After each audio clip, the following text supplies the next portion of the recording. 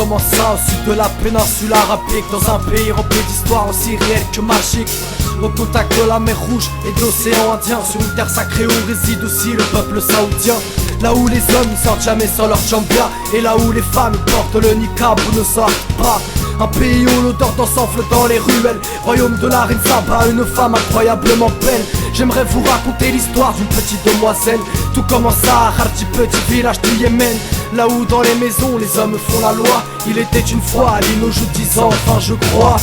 Un nouveau jour se lève sur le golfe d'Athènes. Je m'appelle Noujoud, yéménite et j'ai 10 ans à peine. J'enfile donc mon petit foulard et pars jouer avec ma soeur Mona. Direction cet endroit que j'adore, la vallée d'Ouadilla.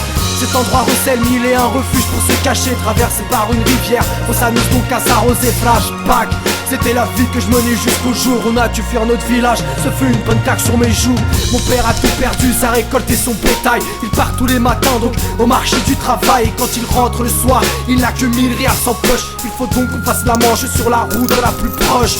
Un soir de février, papa fait son entrée. Il dit à ma mère d'avoir une bonne chose à annoncer. La nouvelle fut soudaine et inattendue. Quand mon père déclara que mon tour était venu, il enchaîne et dit qu'il est livreur, que c'était une bonne chose et qu'il s'appelle Faiz Ali Temer.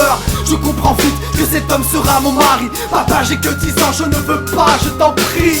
Il me regarde et ajoute de sang-froid: c'est moi qui décide, Noujoud, ma fille, t'as pas le choix. Les semaines passent et les préparatifs se font précoces. Je dois quitter l'école un mois avant les nuits de noces. Je fais mes prières habituelles, finis l'école et ses querelles. Je sens alors que ma vie ne sera plus pareille. Le jour J arrive donc c'est avec des larmes que je vais affronter ce mariage forcé. J'étais vêtu d'une robe trop grande et délavée. Pour moi le mariage c'était robe blanche, des bijoux et de l'aîné.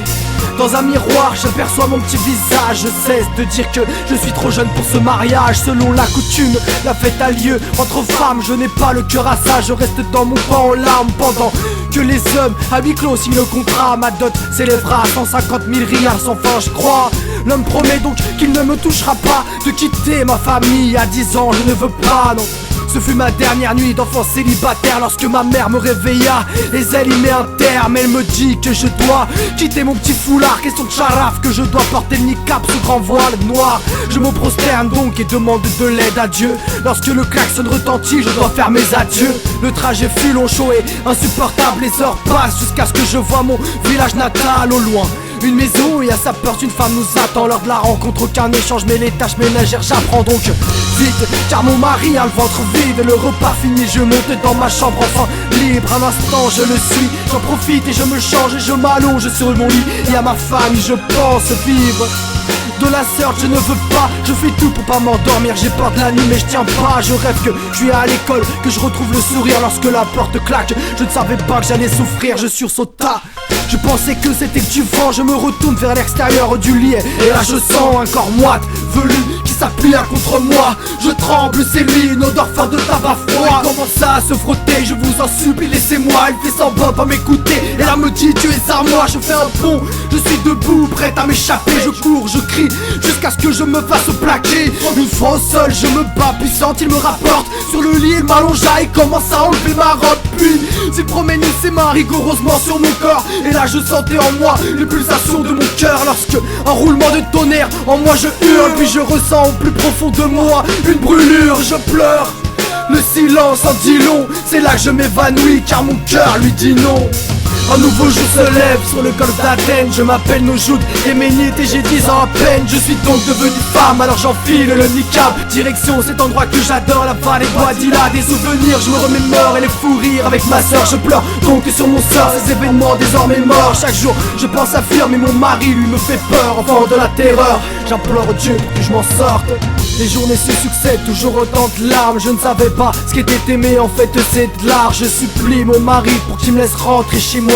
Je vous demande quelques jours, je ne vous demande pas des mois. Soulagement, s'il m'autorise à rentrer 3-4 jours, c'est déjà ça ma famille je vais retrouver. Les heures passent Et j'arrive donc chez moi, je serre ma mère et je lui dis que c'est bon de l'avoir dans mes bras. Puis mon père s'approcha avec les bras en éventail. Je lui dis que je veux divorcer, ceci mes termes aux retrouvailles. Donc j'ai de ma mort préparé le repas du midi. Si elle me demande d'arrêter le passe de la monnaie, elle me dit d'aller chercher du pain, c'est le moment ou jamais. Sur le chemin je réfléchis à la route qui m'amène au tribunal. Mes jambes tremblent à peur qu'on me reconnaisse, mais j'ai pas le choix, c'est la seule chance qu'on me laisse.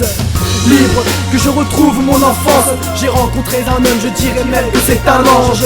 Un avocat qui est prêt à m'aider pour ce divorce et contre ce viol en ma faveur va plaider. Le jour j'y arrive, je me retrouve au tribunal. J'ai le cœur qui bat, j'ai peur que ça se termine mal. J'avais chaud et l'attente semble interminable. J'avais peur que l'on dise que mon père n'était qu'arminable, de m'avoir vendu à cet homme au visage ingrat. La séance fut levée et l'avocat leva mes bras en signe de victoire. Je n'y croyais pas, non, je suis la première fillette à avoir divorcé à 10 ans.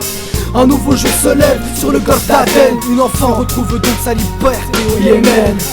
No shoot, no shoot, no shoot, no shoot, no shoot, no shoot, no shoot, yeah, yeah, no shoot.